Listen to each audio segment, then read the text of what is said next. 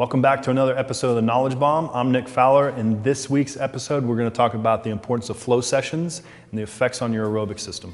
So I often get into conversations with folks about how to improve your aerobic system, your engine, right? Often, right, I get somebody saying, hey, my engine sucks, like it's the thing, the biggest limiter, it's the thing that's holding me back, how do I improve it? The thing about the aerobic system to remember is that it's really, it's not just breathing more and doing more work. Your aerobic system has essentially 4 components to it. You can think about, in real simple form, the ability to intake oxygen, right? So you have to fill up your lungs essentially with oxygen. So there's a little bit of a component there. Now that oxygen is in your lungs and it needs to get absorbed, right, into your bloodstream. So there's that component. How efficient are you at taking that oxygen, within your system and putting it into circulatory, into the blood? Now there's a circulatory aspect of it, right? So the pump, the physical pump that needs to circulate that oxygen and get it to where it needs to go. The last thing is, once it gets to, let's just say your quads, right? So if you're on an aerosol bike, you've experienced this, your quads are just screaming.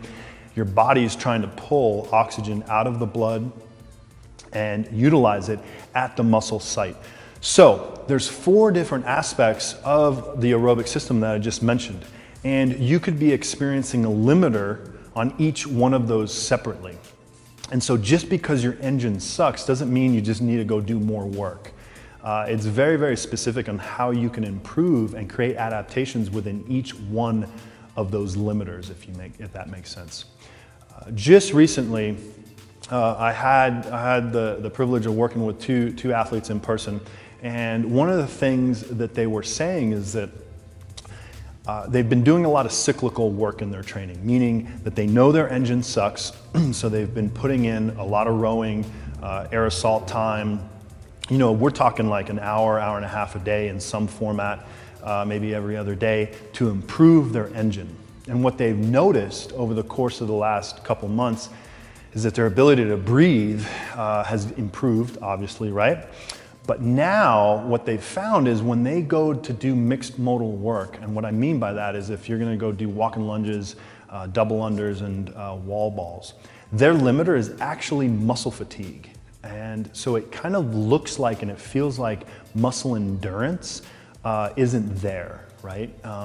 The limiter on wall balls isn't the breathing, it's the legs that give out.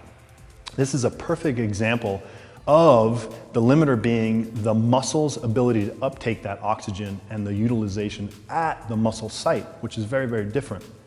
So this gets back to the importance of flow sessions.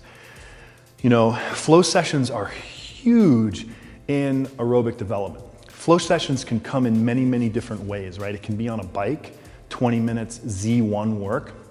It could be 20-minute AMRAP, not for time, that's the key, at a conversational pace where you're just doing 20 step-ups, 20 walking lunges, maybe 30 singles, maybe some really, really light kettlebell swings, maybe some ring rows, just moving. But what you're essentially doing is stressing the body just a little bit, and you're forcing local adaptations at the muscle site to improve oxygen uptake.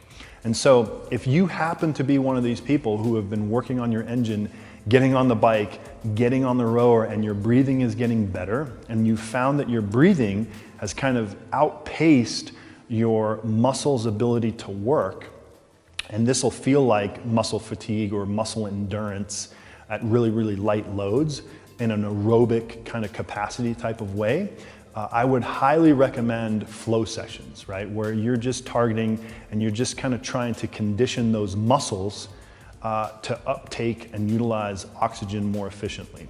So there's obviously a lot to this. It could be a circulatory pump issue.